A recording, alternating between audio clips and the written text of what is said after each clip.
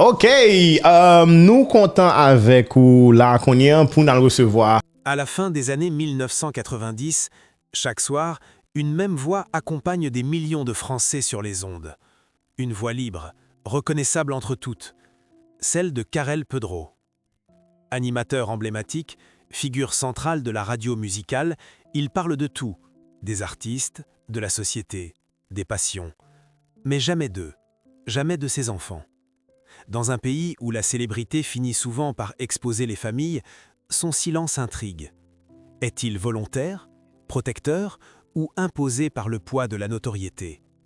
Alors que sa vie publique est abondamment documentée, une zone entière reste invisible. Une absence persistante. Une question demeure, simple et dérangeante. Qu'est-il arrivé aux enfants de Karel Pedro? Au début des années 1990, la radio française vit une transformation profonde.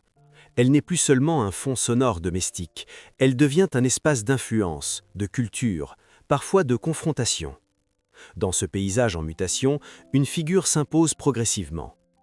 Karel Pedre n'est pas seulement un animateur, il incarne une génération qui parle fort, vite, sans filtre et surtout sans détour. Chaque émission qu'il anime s'inscrit dans un moment précis de la journée, mais aussi dans la mémoire collective. La nuit, sa voix accompagne les trajets solitaires, les chambres d'adolescents, les insomnies anonymes. Le jour, elle rythme l'actualité musicale, les débats culturels, les confidences d'artistes. Il devient familier, presque intime pour de millions d'auditeurs qui n'ont pourtant jamais croisé son regard. À cette époque, le succès radiophonique est un pouvoir discret, mais immense. Contrairement à la télévision, la radio ne montre rien. Elle suggère. Elle crée une proximité invisible. Karel Pedre maîtrise parfaitement cet art. Son ton est direct, son style tranche avec la neutralité institutionnelle. Il ose poser les questions que d'autres évitent. Il donne la parole à des artistes encore inconnus, mais aussi à des figures déjà établies, parfois déstabilisées par sa liberté de ton. La presse spécialisée salue cette audace. Les audiences suivent. Son nom devient indissociable d'une certaine idée de la radio moderne. Dans les studios, on parle de lui comme d'un homme de conviction, parfois difficile, mais toujours passionné. Il travaille tard, il vit au rythme des émissions. La radio n'est pas seulement son métier, elle structure son existence.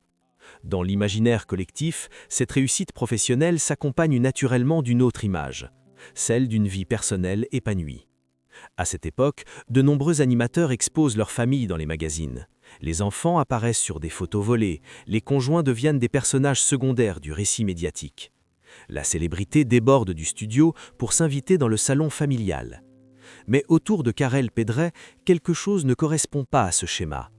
Plus sa notoriété grandit, plus sa sphère privée se referme. Aucun cliché volé, aucun témoignage d'anciens voisins, aucun récit attendri sur la paternité dans les interviews.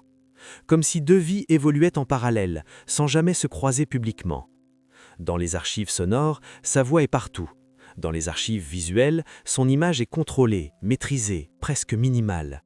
Il parle de musique avec ferveur, de liberté d'expression avec engagement, de société avec franchise.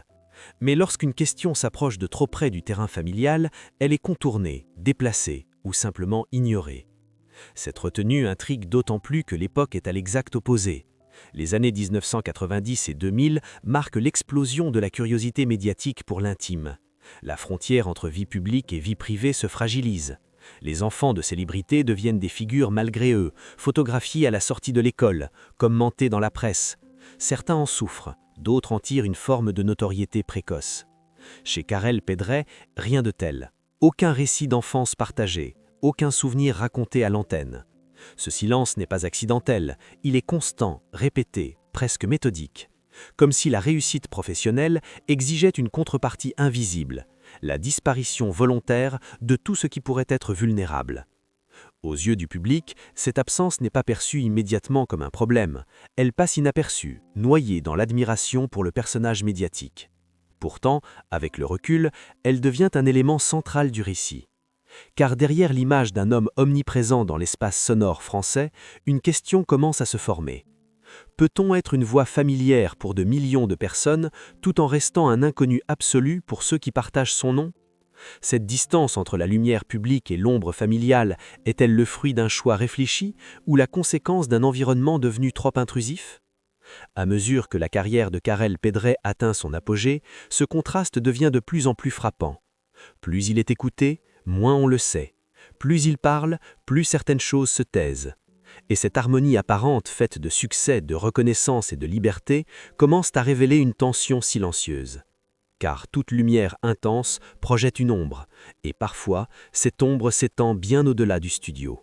À la charnière des années 2000, quelque chose change profondément dans le paysage médiatique français. La radio demeure influente, mais elle n'est plus seule. Les chaînes d'information continue, les magazines People et bientôt les premières plateformes numériques imposent un nouveau rythme. La curiosité du public ne se contente plus de la voix. Elle exige des visages, des histoires privées, des fragments d'intimité. Pour de nombreux animateurs, cette évolution est une opportunité. Montrer sa famille devient un prolongement naturel de la notoriété. Les enfants apparaissent dans les pages des journaux, les conjoints sont cités, photographiés, commentés. La célébrité cesse d'être individuelle, elle devient familiale. Chez Karel Pedre, la trajectoire suit une direction inverse. Plus la pression médiatique augmente, plus il se replie sur une ligne invisible mais ferme. Ce n'est pas une rupture brutale, ni un scandale, aucun titre choc, aucun procès, aucun témoignage public. Le basculement est silencieux, progressif, presque imperceptible pour l'auditeur pressé. Dans plusieurs entretiens de l'époque, un même schéma se répète. Les questions portent sur la musique, la liberté d'expression, l'évolution du métier. Lorsqu'un journaliste tente d'aborder la sphère familiale, le sujet glisse ailleurs. La réponse devient plus courte, le ton se fait neutre, puis la conversation reprend sur un terrain sûr. À force de répétition, ce comportement cesse d'être une coïncidence, il devient une méthode. Ce moment de bascule ne correspond pas à un événement unique, mais à un climat. Les paparazzis se multiplient autour des figures médiatiques. Les enfants de personnalités publiques sont photographiés à la sortie des écoles. Certains sont suivis pendant des années, sans jamais avoir choisi cette exposition. En France, le débat sur le droit à la vie privée commence à s'intensifier, mais la pratique médiatique, elle, avance plus vite que la réflexion juridique. C'est dans ce contexte que s'opère la véritable rupture. Non pas entre Karel Pedre et son public, mais entre le monde extérieur et son cercle le plus proche. Là où d'autres négocient, lui ferme la porte, définitivement. Il ne s'agit plus seulement de discrétion, il s'agit d'une frontière. Les archives le confirment indirectement. Aucun document audiovisuel ne montre ses enfants. Aucun témoignage public ne décrit leur quotidien. Aucun ancien collaborateur ne fait allusion à leur présence dans les événements professionnels. Cette absence devient elle-même un fait observable, une donnée répétée. Pour l'homme de radio, ce choix a un prix. En se tenant à distance de la médiatisation familiale, il s'expose à une autre forme de spéculation. Le silence nourrit l'interrogation, il crée un vide narratif que certains tentent de combler par des hypothèses. Mais Karel Pedre ne dévie pas, il ne rectifie pas, il ne commente pas. Ce mutisme n'est pas passif, il est actif. Il suppose une vigilance constante. Dans un univers où chaque détail peut devenir un titre, ne rien dire demande plus d'efforts que de parler. C'est une discipline, une tension permanente. Pour ces enfants, cette période marque un tournant décisif. Ils grandissent à l'ombre d'un nom connu, sans en porter publiquement le poids. À l'école, dans la rue, leur identité n'est pas associée à une figure médiatique. Ils ne sont pas photographiés, ils ne sont pas interrogés. Leur existence n'est pas documentée. Ce choix les protège, mais il les isole aussi d'une reconnaissance implicite. Car être invisible dans une famille célèbre n'est jamais neutre. Cela signifie ne pas être intégré au récit collectif, ne pas exister dans la mémoire publique. Grandir en sachant que le monde connaît la voix de votre père, mais ignore jusqu'à votre prénom. La rupture est là, dans cette dissociation radicale entre la notoriété professionnelle et la transmission familiale. Là où d'autres laissent la célébrité déborder, Karel Pedre la contient. Là où certains parlent d'équilibre, lui impose une séparation stricte. Avec le temps, ce choix devient irréversible. Plus les années passent, plus il serait difficile de revenir en arrière. Introduire tardivement ces enfants dans l'espace public serait les exposer à une curiosité accrue, presque violente. Le silence, une fois installé, devient la seule option cohérente. Ce moment de rupture ne fait pas la une des journaux, il ne provoque aucun débat immédiat, mais il façonne durablement les trajectoires. Celle d'un homme qui accepte d'être connu sans être totalement compris, et celle de ses enfants qui héritent d'un nom célèbre sans hériter de sa lumière. La question n'est alors plus de savoir ce qui a été caché, elle devient plus troublante. Quelles conséquences produit une telle absence à long terme sur ceux qui ont grandi derrière ce mur invisible ? Avec le recul, ce qui frappe le plus n'est pas ce que Karel Pedré a dit, mais ce qu'il a constamment refusé de dire. Dans un univers médiatique fondé sur la parole, le silence devient un acte à part entière, un choix, presque une position philosophique. Pour comprendre ce qu'il révèle, il faut s'éloigner de la figure publique et observer les mécanismes plus profonds de la célébrité familiale.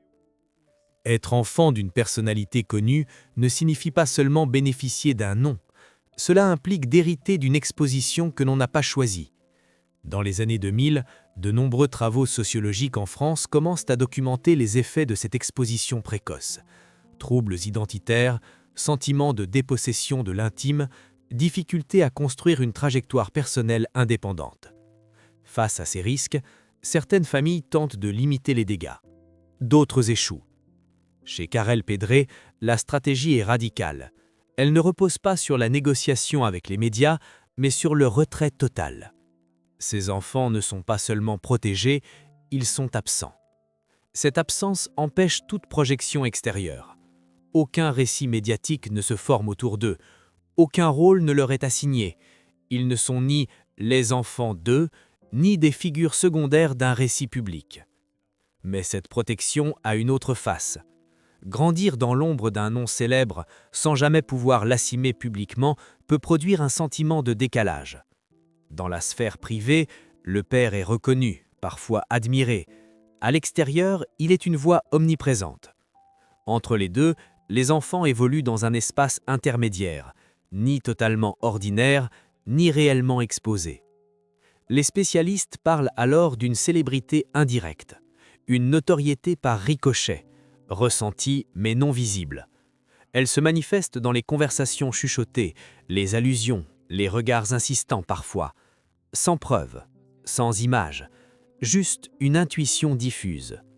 Ce type de situation oblige les enfants à développer très tôt une forme de vigilance, apprendre à taire certaines informations, éviter certains contextes, préserver une normalité fragile.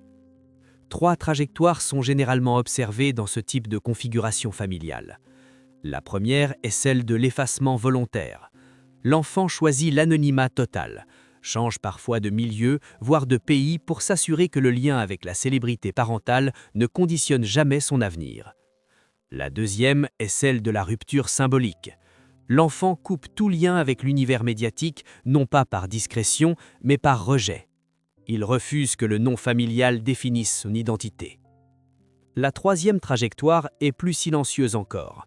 Elle consiste à vivre avec cet héritage invisible sans le revendiquer ni le renier, en tentant de tracer une voie personnelle à l'abri des regards. Dans le cas de la famille Pedré, aucune de ces trajectoires n'est confirmée publiquement. Et c'est précisément ce qui rend le sujet si singulier. Le silence n'a jamais été rompu, ni par le père, ni par les enfants. Cette continuité suggère une transmission implicite, une forme de pacte familial tacite. Ce pacte n'est pas formulé, il ne fait l'objet d'aucune déclaration. Il se manifeste par l'absence de démenti, d'explication ou de justification. Dans un monde saturé de récits personnels, ce refus de raconter devient une manière de se protéger collectivement, non pas contre un danger précis, mais contre l'érosion lente de l'intime. La vérité qui se dessine alors n'est ni spectaculaire ni scandaleuse. Elle est plus dérogeante. Elle montre que l'on peut être au cœur de la culture populaire sans y entraîner sa famille, que l'on peut refuser que la célébrité devienne un héritage imposé, que l'on peut enfin considérer que le silence est parfois la seule réponse éthique possible. Mais ce choix n'est jamais neutre. Il façonne des vies entières, il crée des zones d'ombre durables, il empêche aussi toute reconnaissance publique des liens familiaux. Pour les enfants, cela signifie grandir sans jamais voir leur histoire racontée, sans pouvoir la corriger, sans pouvoir la revendiquer. La vérité ici ne réside pas dans un secret caché, mais dans une décision maintenue au fil des décennies. Une décision qui interroge. Peut-on protéger ces enfants en les retirant totalement du récit collectif, ou en les condamne-t-on à porter un héritage invisible, impossible à partager ? La réponse n'est pas simple. Elle dépend du regard que l'on porte sur la célébrité elle-même. Est-elle un privilège transmissible ou un fardeau dont il faut préserver ceux que l'on aime ? C'est autour de cette question que se referme lentement le cercle. Car si le silence a protégé les enfants de Karel Pedré, il a aussi laissé derrière lui une trace indélébile, celle d'une famille connue sans être visible, d'un héritage sans visage. Au terme de ce parcours, une évidence s'impose sans jamais se formuler clairement. L'histoire des enfants de Karel Pedre n'est pas celle d'une chute, ni d'un scandale, ni même d'un drame public. Elle est celle d'une absence construite, entretenue, assumée. Une absence qui, paradoxalement, en dit long sur le prix réel de la notoriété.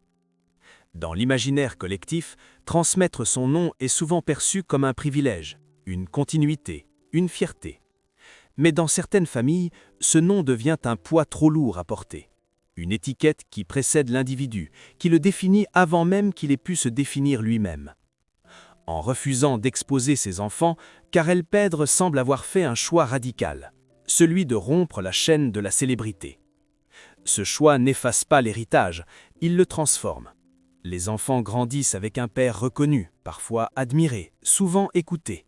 Mais cette reconnaissance reste à distance. Elle ne s'impose pas à eux dans l'espace public.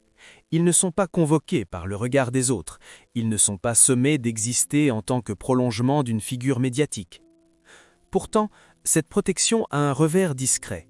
En restant invisibles, ils disparaissent aussi de la mémoire collective. Leur histoire n'est racontée nulle part, leur point de vue n'est jamais entendu. Ils ne peuvent ni confirmer ni contester les récits implicites que le silence suscite. Ils héritent d'un nom, mais pas d'un récit partagé. C'est là que réside le cœur du paradoxe. La célébrité, en se taisant, a peut-être été contenue, mais le silence, lui, a traversé le temps. Il a figé les trajectoires dans une zone grise, à l'abri des projecteurs, mais aussi des mots. Dans une société où exister, c'est souvent être vu et raconté, choisir de ne pas l'être revient à accepter une forme d'effacement volontaire. Alors que reste-t-il ? Une voix qui a marqué une époque, une carrière documentée, analysée, archivée, et à côté, une famille dont on ne sait presque rien. Non par oubli, mais par décision. Une décision répétée, cohérente, jamais démentie. Peut-être est-ce là la véritable réponse à la question posée au début. Rien n'est arrivé aux enfants de Karel Pedre au sens spectaculaire du terme. Ils n'ont pas été emportés par la notoriété, ils n'en ont pas profité non plus. Ils ont vécu à côté d'elle, dans son ombre. Et si cette ombre était en réalité la forme la plus rare d'héritage, non pas l'argent, ni le nom, ni la reconnaissance publique, mais la possibilité de grandir hors du regard constant des autres. La question demeure ouverte, car chacun jugera différemment ce choix. Était-ce une protection nécessaire, une privation symbolique, ou un acte profondément éthique dans un monde obsédé par l'exposition de l'intime ? Au fond, l'histoire de cette famille rappelle une vérité troublante. Parfois, la plus grande transmission n'est pas ce que l'on montre, mais ce que l'on décide de taire.